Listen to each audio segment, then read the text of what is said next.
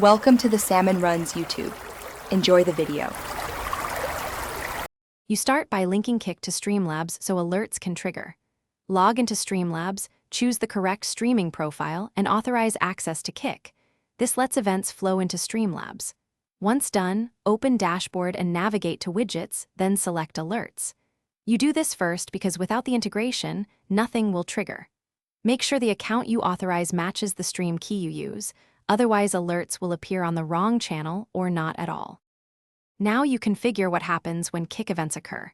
Choose which event types, follows, tips, subs, raids, and enable only the ones you need. Then customize visuals, upload images or GIF, select sounds, set duration and volume so alerts fit your scene. Also set source priorities and duplicate suppression to avoid alert spam during rapid events. Once these are set, test individual alerts with the built-in tester, and adjust timings. Finish by adding the alerts widget to your streaming scene in OBS or Streamlabs desktop, and position it where viewers see but gameplay stays clear. Test live using Kick test events and confirm audio, visual timing, and visibility.